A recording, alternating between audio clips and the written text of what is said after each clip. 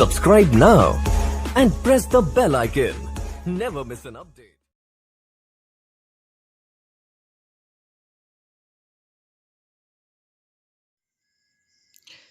Hello friends, welcome to Satyam classes. मैं सत्यम श्रीवास्तव आप सभी दोस्तों का मेरे चैनल पर मैं स्वागत करता हूं। और आज हम लोग पढ़ने वाले हैं केमिस्ट्री, जो पॉलिटेक्निक का प्रीवियस क्वेश्चन पेपर में हम लोग पढ़ेंगे 2015 का, 2015 का। और मैंने फिजिक्स का क्वेश्चन करा चुका हूं और ये हमारा केमिस्ट्री का क्वेश्चन है। तो केमिस्ट्री में हम ये 30 क्वेश्चन देखेंगे इस सेशन में, और 30 क्वेश्चन में हम समझते चलेंगे कि कौन सा क्वेश्चन क्या कहता है और कैसे उसे सॉल्व करेंगे। ठीक है, तो चलो दोस्तों शुरू करते हैं। हमारा फर्स्ट जो क्वेश्चन है 31 नंबर क्वेश्चन, वो बोलता है कि बेंजीन का मूलानुपाती सूत्र, ध्यान से सुनिएगा दोस्तों, बेंजीन का मूलानुपाती सूत्र है CH। यदि N का मान 6 हो तो बेंजीन का अणुसूत्र होगा। देखो दोस्तों, बेंजीन का जो अणुसूत्र हमें बताना है, तो अणुसूत्र ऐसे भी सभी याद किए होंगे, C6H6 होता है, लेकिन तब भी हमें बताना है तो एक फार्मूला का यूज करेंगे। वो फार्मूला जो हमारा होगा वो होगा, यहाँ पे हमारा जो फार्मूला होगा, इसमें सबसे पहले हमें अणुसूत्र निकालना है। तो हो जाएगा अणुसूत्र बराबर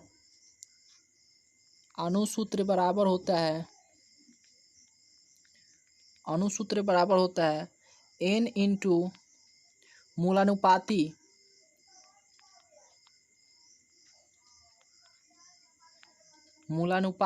ठीक, मूलानुपाती सूत्र। तो यहाँ पे देखो दोस्तों, एन हमारा कितना है, तो एन हमारा जो है दोस्तों 6 है। एन तो 6 दिया है, ठीक। और मूलानुपाती कितना है, तो यहाँ मूलानुपाती कितना है, CH है, तो यहाँ पे हो जाएगा CH। अब यहाँ से जो हमारा मन क्या आएगा, 6 से जब हम मल्टीप्लाई करा देंगे अंदर, तो ये हो जाएगा दोस्तों C6 और H6, जो कि C is the right answer, में C ऑप्शन सही होगा। नेक्स्ट देखते हैं क्वेश्चन, निम्नलिखित तत्वों में से कौन सा धातु नहीं है। सेकंड नंबर 32 नंबर क्वेश्चन है दोस्तों, कि निम्नलिखित तत्वों में से कौन सा धातु नहीं है। धातु बताना है, तो धातु और अधातु में हमें बताना है। तो सीधा सीधी हमें दिख रहा है कि यहाँ पे जो आर्सेनिक है, आर्सेनिक यही है जो धातु नहीं है। लेकिन यहाँ देखा जाए तो यूरेनियम भी धातु है, टंगस्टन भी धातु है और टीन भी धातु है, बस यही है अधातु नहीं है। तो B is the right answer. Next देखते हैं क्वेश्चन 33 में। 33 बोला है कि इलेक्ट्रॉनिक विन्यास जो होता है, इन विन्यास में तीसरे कोष में, यानी तीसरे अक्ष में रहने वाले इलेक्ट्रॉनों की अधिकतम संख्या है। तो तीसरे कक्ष में, तो सबसे पहले फॉर्मूला याद होना चाहिए कि कक्षों की संख्या कैसे निकालते हैं। कक्षों की संख्या निकालने का फॉर्मूला होता है 2n²। इससे हम आसानी से निकाल सकते हैं। अगर मान लो कि n इक्वल टू मान लेते हैं 1 2 3 ऐसा ही, तो मान लो ये पहला कक्ष हो गया, पहला कोष, दूसरा कोष, तीसरा कोष। तो हमें किसका पूछा है, तीसरा कोष का पूछा है। तो तीसरा कोष का पूछा है, तो तीसरे कक्ष के, तो n इक्वल टू मान लिए 3, सॉरी n इक्वल टू मान लिए 3, और हमारा फॉर्मूला होता है 2n²। तो अब इस पे रख दो ना, 2 इंटू n कितना है 3 का स्क्वायर। अब ये हमारा निकल के आएगा 2 और 3 3 या 9 9 2 जा 18। तो ये हमारा जो आंसर निकल के आया वो आया 18 आया। तो यहाँ पे देखो दोस्तों, इसका C is the right answer, C इसका सही आंसर होगा। नेक्स्ट क्वेश्चन देखते हैं, निम्नलिखित में से कौन सा लोहे का अयस्क है। लोहे का अयस्क कौन सा है, क्यूपेराइट है कि मैग्नेटाइट है, कार्योलाइट है कि बॉक्साइट है। सिंपल सा क्वेश्चन है दोस्तों, कि निम्नलिखित में से कौन सा लोहे का अयस्क है। तो यहाँ पे देखो दोस्तों कि क्यूपेराइट तो नहीं होगा, कार्योलाइट भी नहीं होगा और बॉक्साइट भी नहीं होगा। तो होगा क्या, मैग्नेटाइट। ये हमारा लोहे का मुख्य अयस्क है, ठीक है। नेक्स्ट देखते हैं दोस्तों, 35 नंबर क्वेश्चन है कि लोहे पर जंग लगने के लिए निम्नलिखित अवस्थाओं में से कौन सी अवस्था आवश्यक है। लोहे में जंग लगना, लोहे में जंग लगने के लिए निम्नलिखित अवस्थाओं में से कौन सी अवस्था आवश्यक है। तो पहली अवस्था जो दिया गया है कि वायु और जल दोनों की उपस्थिति होनी चाहिए।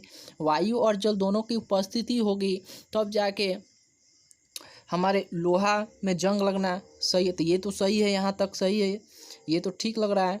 वायु की उपस्थिति परंतु जल की अनुपस्थिति, ये हमें गलत दिख रहा है। जल की उपस्थिति परंतु वायु की अनुपस्थिति, ये भी गलत दिख रहा है। जल और वायु दोनों की अनुपस्थिति, सरासर ये तीनों गलत है। जब भी जंग लगेगा तो उसमें वायु और जल दोनों की उपस्थिति होनी चाहिए, तो इसलिए A is the right answer. Next question 36 number question है कि पीतल एक मिश्रधन धातु है। कितना देखो सिंपल क्वेश्चन पूछा है कि पीतल किस चीज़ से बना होता है, कौन कौन से मिश्रण से बना होता है।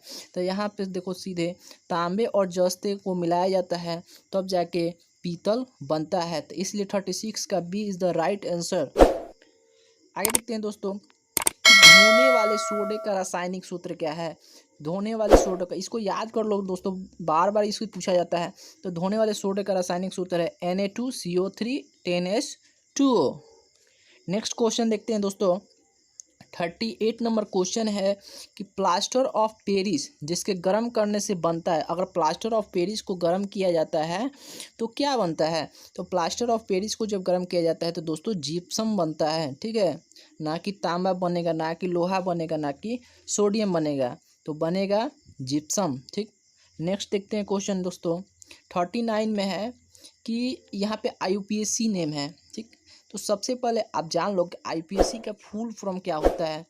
IPSC का भी फुल फॉर्म पूछ सकता है। तो IPSC का फुल फॉर्म होता है international union of pure and applied chemistry, ठीक। International union of pure applied chemistry, यही होता है दोस्तों, ठीक है, IUPAC का नेम। अब यहाँ पे पूछा है कि इसका IUPAC नेम क्या होगा, इसका IUPAC नेम बताना है दोस्तों। तो सिंपल सा दोस्तों ये ध्यान रखना है कि जैसे CH3C है और ट्रिपल बॉन्डिंग CH है, CH3C है और ट्रिपल बॉन्डिंग C है, तो इसको बनाने के लिए हम इसे क्या करेंगे कि सबसे पहले हम इसमें नंबरिंग करते हैं। तो नंबरिंग करने के लिए यहाँ पे सबसे पहले नंबरिंग करेंगे दोस्तों। तो नंबरिंग करते हैं तो यहाँ पे देखो दोस्तों, मेरा जो ये IUPAC का ऑर्गेनिक केमिस्ट्री मैंने पढ़ाया है, आप जाके मेरे वीडियो लिस्ट में जाके वहाँ से वीडियो लिस्ट में आप वहाँ से जाके एक बार ज़रूर देख लें। देखा जाए तो यहाँ पे देखो दोस्तों, ये हमारा बड़ा भाई है और ये हमारा छोटा भाई है। तो मैंने उसमें बताया है कि जब बड़ा भाई आ जाता है, ट्रिपल बॉन्डिंग जब आ जाएगा तो सिंगल बॉन्डिंग का कोई वैल्यू नहीं रह जाता है, ठीक है, हमने बताया है उसमें, वहाँ से आप जाके देख लेंगे एक बार तो ये समझ में आएगी। तो ऐसे मैं बता रहा हूँ, जैसे कि देखिए यहाँ पे जब ट्रिपल बॉन्डिंग आ गया तो सबसे पहले नंबरिंग करते हैं दोस्तों। तो नंबरिंग करेंगे 1 2 3 हो गया है। तो सबसे पहले आप फार्मूला में देखते हैं कि प्रतिस्थापन होता है या नहीं। मैं वहाँ पे एक फार्मूला बताया, उसके हिसाब से आप आसानी से बना सकते हैं, कोई भी मतलब नेमिंग हो। तो यहाँ पे देखो दोस्तों कि 3 है, 1 2 3 कार्बन दिख रहे हैं हमें। तो इसमें कोई भी प्रतिस्थापन नहीं है, जैसे कि फ्लोरीन, क्लोरीन, ब्रोमीन, ऐसा कुछ नहीं है। तो उसके बाद देखो दोस्तों, उसके बाद देखा जाता है कि क्या यह साइक्लो बना रहा है, मतलब बंद चेन बना रहा है, तो नहीं बना रहा है, तो ये भी नहीं होगा। तीसरा नंबर फार्मूला में मेरा होता है कि उसमें चेक किया जाता है कि कार्बन की संख्या कितनी है। तो कार्बन की संख्या कितनी है, 3 है। तो फर्स्ट के लिए एथ मेथ प्रोप, तीसरे के लिए प्रोप होता है, तो तीसरे के लिए प्रोप लिख देंगे, प्रोप, ठीक। तो तीसरे के लिए प्रोप हो गया। अब प्लस, अब उसकी बात देखो दोस्तों कि यहाँ पर देखा जाता है सिंगल बॉन्डिंग है कि डबल बॉन्डिंग है, ट्रिपल बॉन्डिंग है। तो यहाँ पर ट्रिपल बॉन्डिंग का वैल्यू होगा, तो ट्रिपल बॉन्डिंग के लिए लिखा जाता है दोस्तों इन। तो प्रोप जोड़ का हो जाएगा इन, अगर टोटल को जोड़ा जाए तो ये हो जाएगा दोस्तों प्रोपाइन, पाइन। तो यहाँ पे ये A is the right answer हो जाएगा। नेक्स्ट क्वेश्चन देखते हैं दोस्तों। सिंपल सा क्वेश्चन है कि एल्काइन का जो अणुसूत्र क्या होता है। एल्काइन का अणुसूत्र क्या होता है। तो सिंपल फॉर्मूला है कि एल्काइन का जो फॉर्मूला होता है, सॉरी, CnH2n एल्काइन का जो फॉर्मूला होता है CnH2n-2। ओके, नेक्स्ट क्वेश्चन देखते हैं दोस्तों। 40 नंबर क्वेश्चन है कि कमरे के ताप पर प्रति अणु 5 से 17 कार्बन परमाणु रखने वाले एल्केन हैं। 5 से 17 जो कार्बन परमाणु जो रखने वाले एल्केन हैं वो कौन सी अवस्था में होते हैं। वो ठोस में होते हैं, द्रव में होते हैं, गैस में होते हैं या प्लाज्मा में होते हैं। तो यहाँ पे जो हमारा राइट आंसर होगा 41 का, जो हमारा राइट आंसर होगा वो दोस्तों होगा बी इज़ द इसका राइट आंसर, द्रव्य में होता है। ठीक, आगे देखते हैं नेक्स्ट क्वेश्चन। 42 नंबर क्वेश्चन है दोस्तों। 42 है कि इथाइल अल्कोहल का अगला उच्च सजातीय है। इथाइल अल्कोहल का अगला उच्च सजातीय है। तो यहाँ पे 4 ऑप्शन दिया, मिथेनॉल, प्रोपेनॉल, ब्यूटेनॉल, एक ब्यूटेनॉल। तो इन सभी में से जो हमारा राइट आंसर होगा वो हो जाएगा propanol. Propanol is the right answer. 42 का बी आंसर होगा। नेक्स्ट देखते हैं।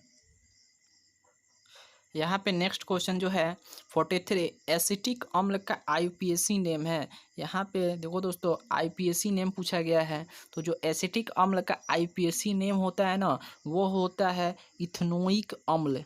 इथेनोइक अम्ल, आप इसको याद भी कर सकते हैं।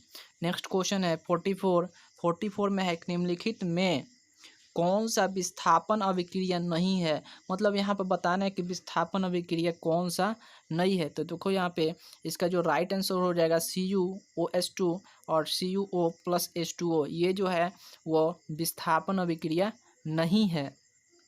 नेक्स्ट देखते हैं दोस्तों 45, आवर्त सारणी में आवर्तों की संख्या। वाह, कितना सिंपल क्वेश्चन कि आवर्त सारणी में आवर्तों की जो संख्या वो कितनी होती है। तो आवर्तों की संख्या कितनी होती है, 7 होती है दोस्तों। ठीक, 7 is the right answer. Next question देखते हैं दोस्तों कि एथिल अल्कोहल का विरंजक चूर्ण के साथ मिश्रित कर गर्म करने पर से बनता है। एथिल अल्कोहल, जो एथिल अल्कोहल होता है उसको अगर विरंजक चूर्ण के साथ मिश्रित कर गर्म किया जाता है तो क्या बनता है। तो इसका जो आंसर हो जाएगा वो क्लोरोफॉर्म बनाता है। ठीक है, तो chloroform is the right answer. 46, और अब नेक्स्ट क्वेश्चन है 47 जो है दोस्तों, निम्नलिखित ईंधनों में से कौन सा द्रव्य नहीं है।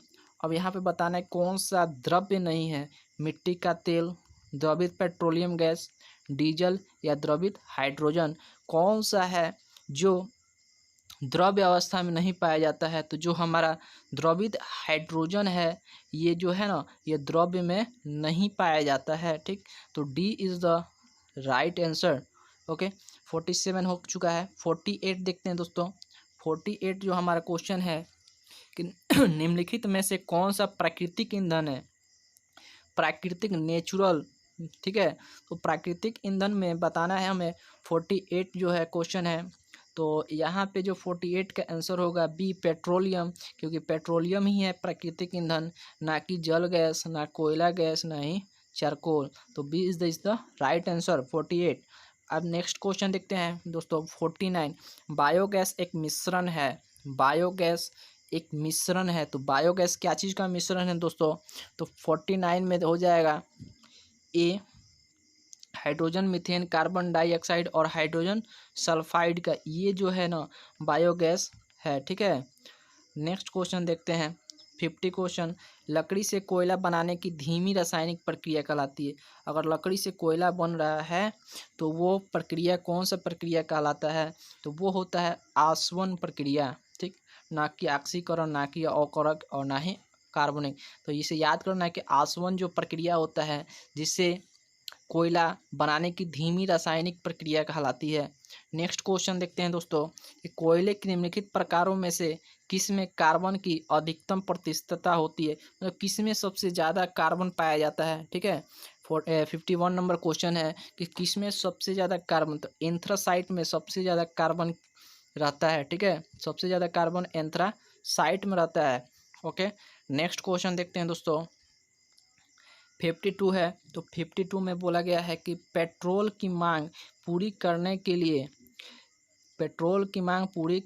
लिए पेट्रोलियम के कुछ उच्च क्वथनांक वाले हिस्से को जिस प्रक्रिया द्वारा पेट्रोल में परिवर्तित किया जाता है वो है, तो वो कौन सा प्रक्रिया है? तो यहाँ पे जो हो जाएगा भंजन प्रक्रिया। यहाँ पे भंजन, जिस प्रक्रिया द्वारा पेट्रोल में परिवर्तित किया जाता है वो है भंजन प्रक्रिया। B is the right answer.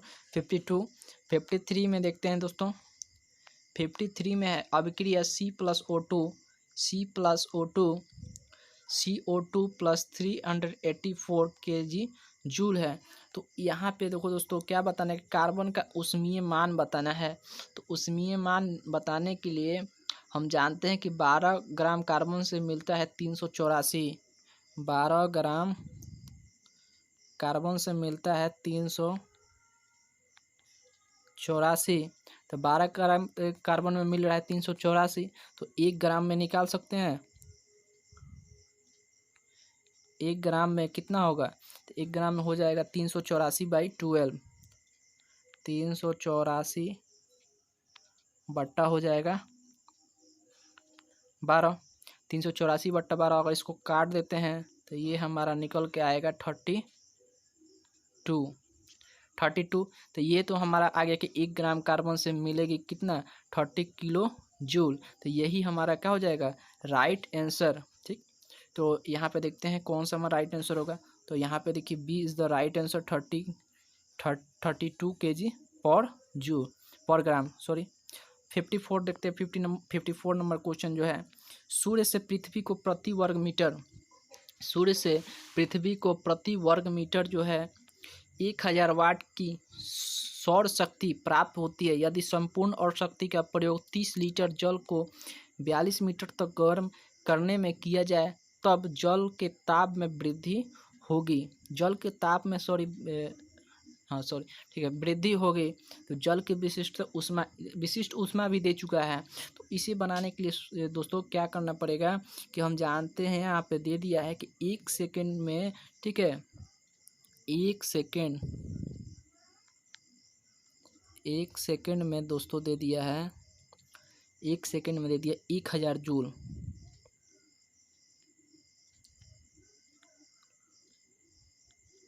1000 joule, 1 second में 1000 जूल दे दिया है। तो हम 42 मिनट में निकाल सकते हैं। 42 मिनट में हम कितना हो जाएगा, तो 42 मिनट में अगर हम निकालते हैं तो 1000 इंटू 42 हो जाएगा। 1000 इंटू 42 इंटू हो जाएगा, इसमें 60 से मल्टीप्लाई कर देंगे, 60। अभी टोटल जब हम इसको ऐसे ही छोड़ देते हैं, मान लीजिए 42 मिनट में इतना हो गया, तो इसको दोस्तों याद रखें। अब हमें बताना है कि यह संपूर्ण ऊर्जा 30 लीटर पानी का ताप बढ़ा देती है। ठीक, तो हमारा एक फार्मूला होता है यहाँ से दोस्तों कि Q इक्वल टू होता है MC, Q इक्वल टू होता है MC, ये फार्मूला होता है। ये फार्मूला का हम यूज करके इसको सॉल्व करेंगे आगे चल के। तो ये देखो दोस्तों, हमारा जो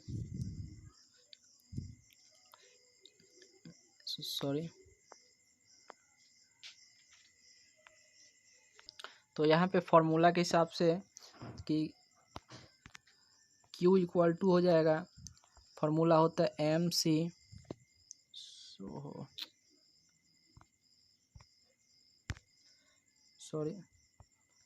Q इक्वल टू होता है दोस्तों MC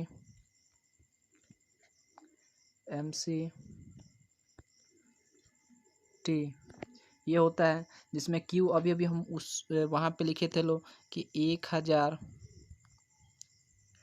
इंटू 42 आवेश हमारा, ऊष्मा हमारा इतना ही दिया था इंटू 60, इसको ऐसे करके हम लोगों ने छोड़ा था, अगर 42 मिनट में हम लोगों ने निकाला था तो ठीक। अब इक्वल टू हो जाएगा, यहाँ पे जो हमारा एम हो जाएगा वो हो जाएगा 30 हो जाएगा इंटू 42 और यहाँ पे हो जाएगा टी। अब इतना बराबर, सॉरी थोड़ा मेरा राइटिंग ऐसे है,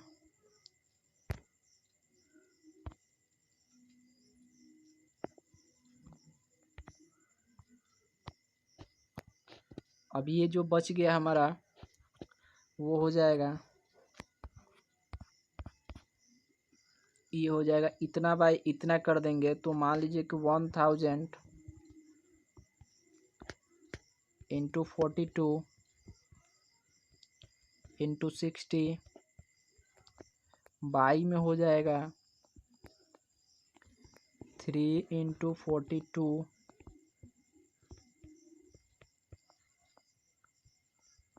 4200 हो गया। अब इसको जब हम काटेंगे तो हमारा जो आंसर आएगा वो हमारा आंसर, इसको आप सॉल्व कर लीजिएगा। जब आप इसको सॉल्व कीजिएगा तो आपका हमारा जो आंसर आएगा वो आंसर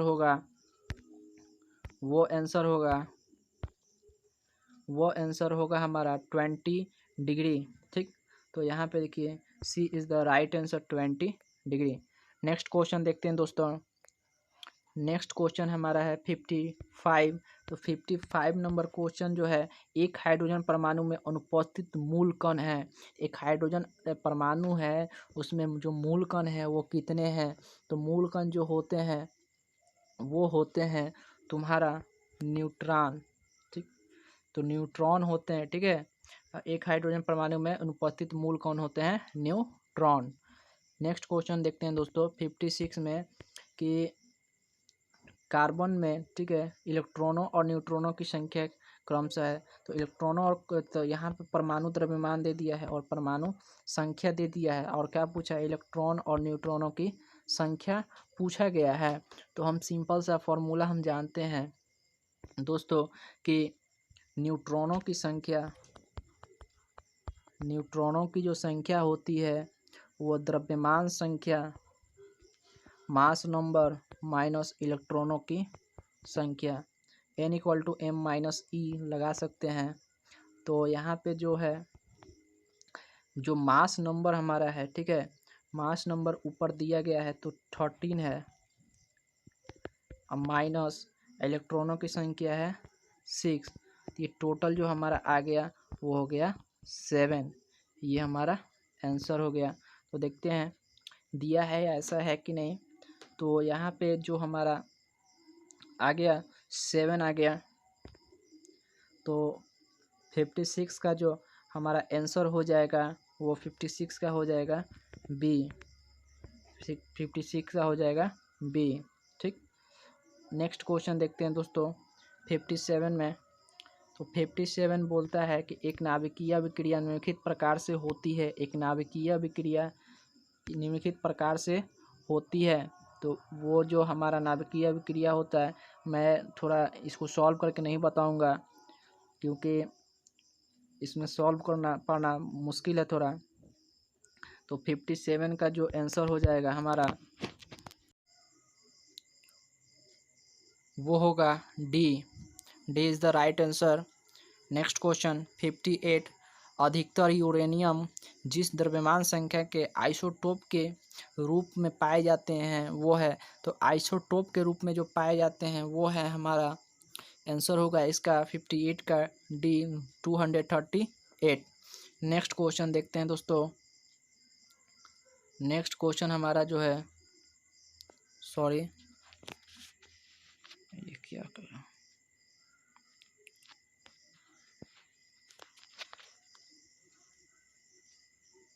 यहाँ पे दोस्तों नेक्स्ट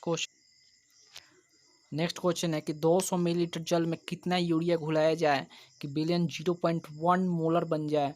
तो यहाँ पे देखो दोस्तों फॉर्मूला हो जाएगा कि हम जब 200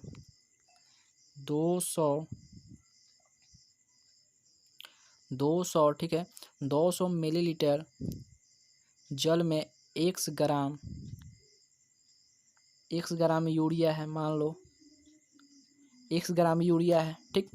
तो हमें क्या पूछा है कि तो यहाँ पे तो 1000 में पहले देखते हैं कि 1000 मिलीलीटर में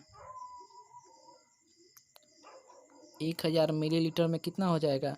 तो वो हो जाएगा x इंटू 1000 बाई हो जाएगा 200, ठीक, बाई 200। अब इसको हम जब काटेंगे तो यहाँ पे देखो 2 0 से 2 0 2 5 या 10, तो ये टोटल आ गया 5x, मतलब कि 1000 मिलीलीटर में, ठीक है, 5x हुआ, ठीक, 5x ग्राम यूरिया हुआ, ठीक। तो अब हमें निकालना है मोलरता। तो मोलरता निकालने का फॉर्मूला होता है कि मोलरता इक्वल टू होता है विलायक के 1 लीटर भी पदार्थ की मात्रा। तो मोलरता हमें निकालना है, तो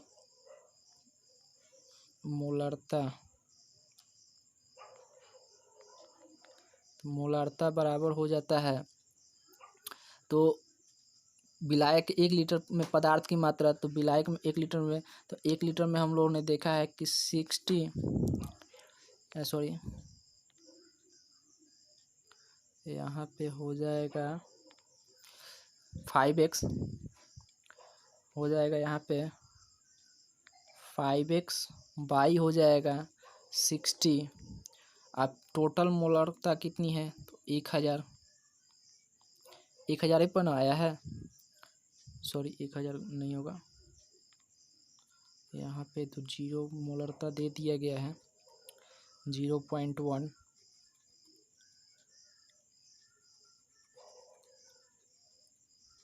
यहाँ पे सॉरी दोस्तों दे दिया है 0.1, तो यहाँ हो जाएगा 0.1, ठीक। अब ये इतना हो चुका है, तो यहाँ पे देखो दोस्तों x इक्वल टू जो हमारा निकल के आएगा, वो x निकल के आएगा, तो 60 मान लो मल्टीप्लाई हो जाएगा। जब इसको हम सॉल्व करेंगे तो हमारा जो आंसर जो देगा वो देगा 1.2 ग्राम, ये हमारा आंसर देगा। तो देखते हैं इतना है कि नहीं आंसर, तो देखते हैं दोस्तों। तो देखो यहाँ पे 1.2 ग्राम मतलब कि 59 का A is the right answer. Next question देखते हैं दोस्तों, 60 नंबर क्वेश्चन है।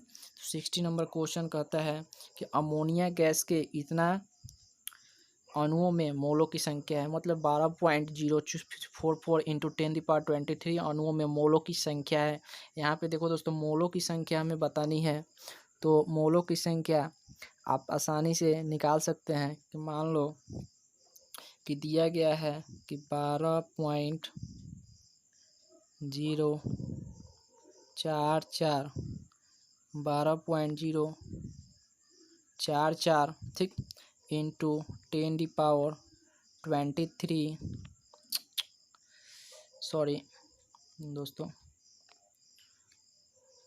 12.044 इंटू 10⁻23 अणु में, ठीक है, अणु में अमोनिया का जो 1 मोल होगा वो हो जाएगा इक्वल टू 12.044 इंटू 10⁻23 बाई में हो जाएगा। अब 1 मोल में कितना होगा, तो 6.022 इंटू 10⁻23, ठीक। तो अब ये से ये गया, और जब इसको कटाएंगे तो ये हमारा देगा 2 मोल। तो 2 मोल इज़ द राइट आंसर। देखते हैं 2 मोल कहाँ दिया गया है। तो यहाँ पे देखो दोस्तों कि 60 का D is the right answer. तो आज के लिए बस इतना ही। थैंक यू दोस्तों। 30 क्वेश्चन मैंने केमिस्ट्री का कराया। इसमें कहीं भी आपको कुछ डाउट लगता है तो आप कमेंट बॉक्स में ज़रूर कमेंट करें, और नेक्स्ट वीडियो में हम लोग पढ़ेंगे मैथ का 2015, और तीनों कंप्लीट करने के बाद हम लोग 2016 का क्वेश्चन करेंगे। आप मेरे चैनल को इसी तरह सब्सक्राइब करते रहें। आज के लिए धन्यवाद। Thank you.